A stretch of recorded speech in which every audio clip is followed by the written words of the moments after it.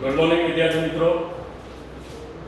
ગઈકાલે આપણે નવ સમીકરણ અને તેનું મહત્વ તે આધારિત પ્રશ્નોની ચર્ચા છે એ આપણે કરી હતી.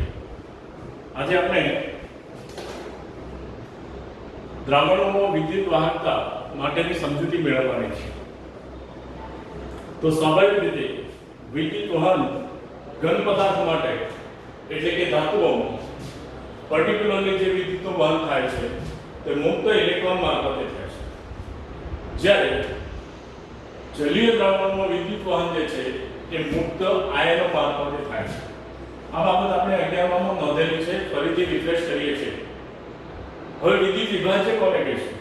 તો વિદ્યુત વિભાજ્ય માટે અંગ્રેજીનો શબ્દ છે એ છે ઇલેક્ટ્રોલાઇટ્સ, અને વિદ્યુત વિભાજનની પ્રક્રિયા જે છે એને કહેવામાં આવે છે ઇલેક્ટ્રોલિસિસ. દાખલા તરીકે વિદ્યુત વિભાજનની રીત માટે આપણે કોપર ધાતુના શુદ્ધિકરણની રીત ધોરણ 10 માં ભણ્યા હતા. એમ 11માં રેડોક્સ પ્રક્રિયાઓની અંદર પણ આપણે ભણી ગયા છે. હવે જે પદાર્થનું જલીય દ્રાવણ વિદ્યુત સુવાહક છે તે પદાર્થને વિદ્યુત વિભાજ્ય તરીકે ઓળખવામાં આવે છે.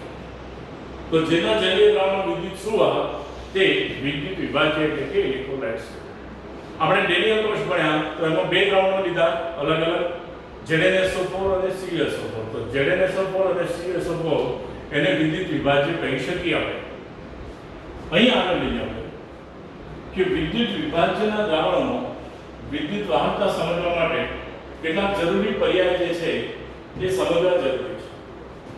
આ જરૂરી પર્યાયો જે છે એ તમે ફિઝિક્સની અંદર વધુ સારી રીતે ડિટેલમાં ભણી ગયા છો. અહીંયા આપણે એને ઝડપથી રિફ્રેશ કરીએ છીએ, યાદ રાખજો. તો સૌથી પહેલા આપણે સમજીએ એ છે વિદ્યુતીય અવરોધ. વિદ્યુતીય અવરોધ કોને કહીશું? તો એને R વડે દર્શાવીએ છીએ, તેને ઓહમ એકમ વડે આપણે દર્શાવીએ છીએ, અને તેનું માપન વિસ્ટન બ્રિજ નામના સાધનની મદદથી થાય છે. તો ફિઝિક્સની અંદર તમારે વિસ્ટન બ્રિજનો પ્રયોગ આવશે પ્રેક્ટિકલમાં, એના દ્વારા અવરોધ માપવાનો પ્રયોગ પણ છે. તો એ તમે વધુ સારી રીતે સમજી શકશો કે યાદ રાખી શકશો. એનો SI પાયાનો એકમ જે છે એ kilogram metre square S cube A square જેટલો છે. હવે એની સમજૂતી આપણે મેળવીએ તો અવરોધ કોને કહીશું? તો અવરોધની સમજૂતી માટે આપણે મેળવીએ છીએ કોઈ પણ પદાર્થનો વિદ્યુતીય અવરોધ R, અવરોધને R વડે આપણે દર્શાવીએ છીએ, તે તેની લંબાઈના, ધારો કે તાર લીધો તો તારની લંબાઈ ગણી ના સમપ્રમાણમાં હોય છે. એટલે પહેલો ફેક્ટર આપણે લખી શકીએ R proportional to L ના સમપ્રમાણમાં હોય છે, અને તેના આડે છે એના વ્યસ્ત પ્રમાણમાં હોય છે. R છેદનું ક્ષેત્રફળ અને એ વડે આપણે દર્શાવીએ તો R proportional to L upon A. તો R proportional to L upon A આપણે મૂકી શકીએ, અથવા અહીંયા R બરાબર rho into L upon A વડે દર્શાવી શકીએ. rho જે છે એને અહીંયા P જેવો દર્શાવેલો છે, આ પ્રમાણે પણ તમે દર્શાવી શકો. બરાબર? એટલે ખરેખર rho ની સિમ્બોલિક રિપ્રેઝન્ટેશન છે એ આ પ્રમાણે. બરાબર? Not exactly P. તો P જે છે એને સપ્રમાણતા અચળાંક જે ગ્રીક શબ્દ rho એના પરથી આવેલો છે, જેને વિશિષ્ટ અવરોધ તરીકે પણ ઓળખવામાં આવે છે. વિશિષ્ટ અવરોધ એને આપણે શેના માટે દર્શાવે? rho વડે દર્શાવે, જેનો એકમ ohm into metre, OHM into m અથવા ઓહમ ઇન્ટુ મીટર એ પ્રમાણે આપણે દર્શાવીશું. IUPAC માં વિશિષ્ટ અવરોધના બદલે પ્રતિરોધકતા પર્યાય વપરાય છે. તમે જાણો છો એ પ્રમાણે હવે IUPAC ના નિયમોમાં પણ અમુક નિશ્ચિત અંતરના સમયગાળા દરમિયાન ફેરફારો થતા રહે છે. તો અહીંયા એ પર્યાય જે છે વિશિષ્ટ અવરોધના બદલે આપણે પ્રતિરોધકતા પર્યાય જે છે એનો હવે ઉપયોગ કરીશું. પાછળના મુદ્દા જે આવશે. હવે આ જે અવરોધકતા જે છે એ અવરોધકતાના વ્યસ્તને વાહકતા G તરીકે ઓળખવામાં આવે છે. તો વાહકતા G એટલે શું? Capital G. અવરોધકતાનો વ્યસ્ત, જેનો SI એકમ વ્યસ્ત છે એટલે ઓમ હતું, OHM હતું, એના બદલે આપણે શું મૂકી દીધું, MHO મૂકી દીધું, અથવા એને હોમ ઇન્વર્સ તરીકે પણ ઓળખવામાં આવે છે. આ વાહકતા જે છે એનું સૂત્ર આપણે કેવી રીતે મેળવીશું, તો એ હવે આપણે જોઈએ વાહકતા માટેનું સૂત્ર.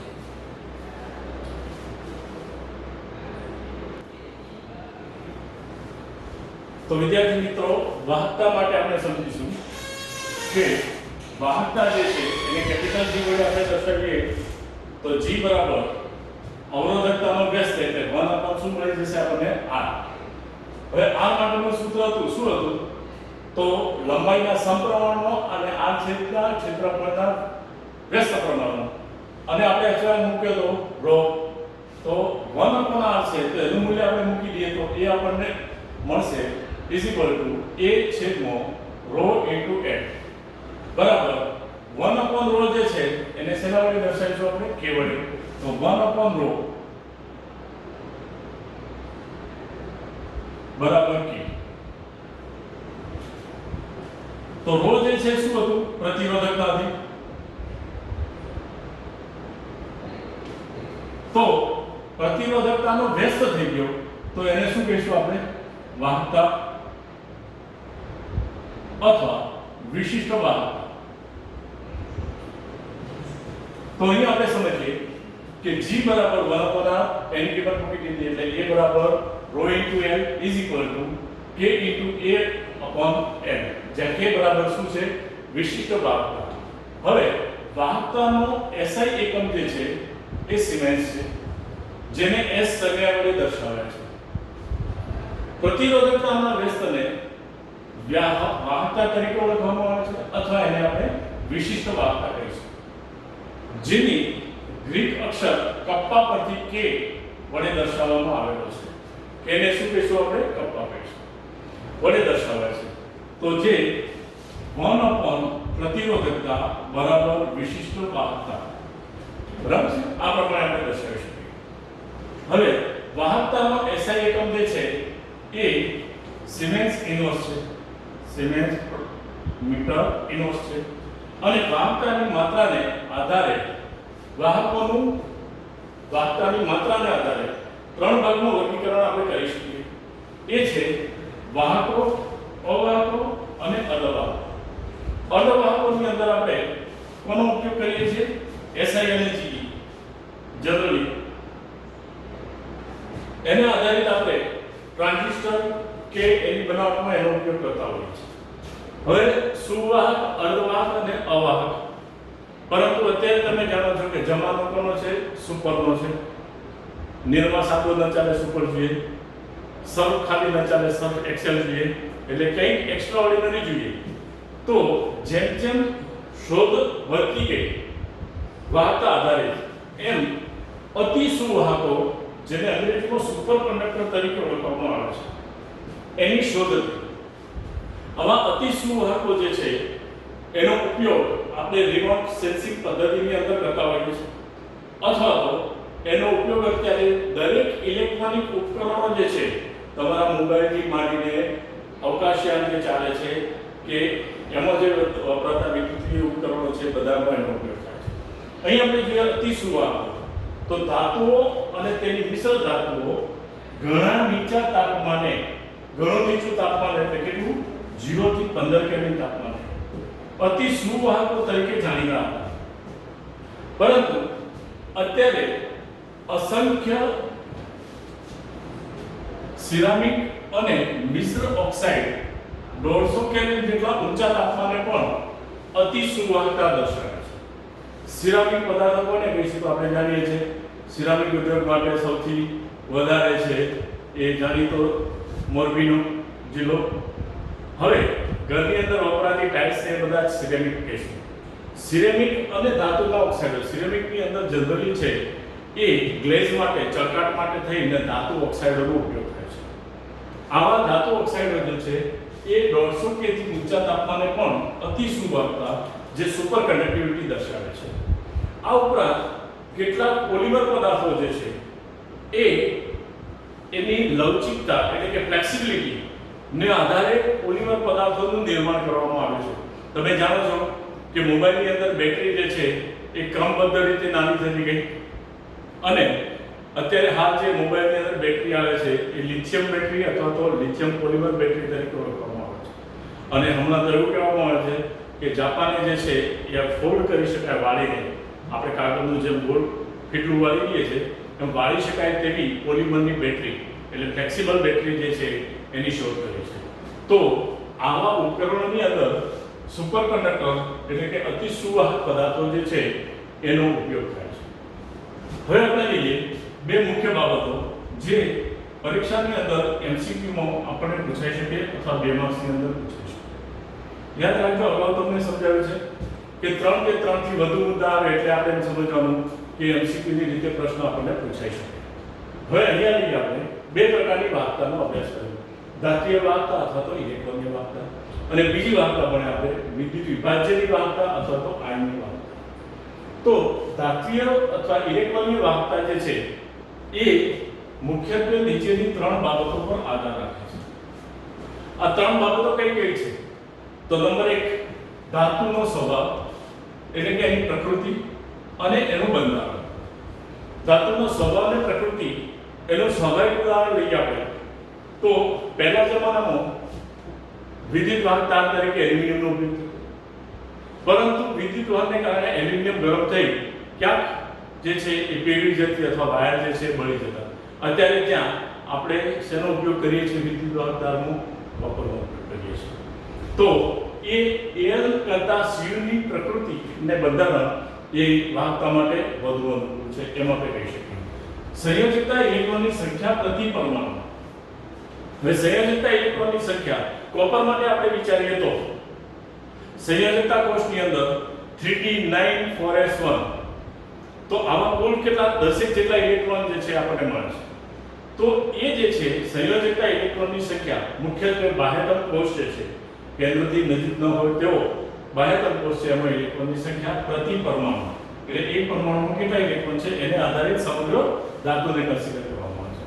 તાપમાન, તાપમાનના વધારા સાથે ઘટે છે. તો આ તો ફિઝિક્સમાં તમે સિમ્પલી ભણી ગયા છો કે તાપમાન વધે, અવરોધ વધે અને વાહકતામાં શું થાય છે? ઘટાડો થાય છે. તો આ 3 ફેક્ટર ઉપર ઇલેક્ટ્રોનની વાહકતાનો આધાર રહે છે.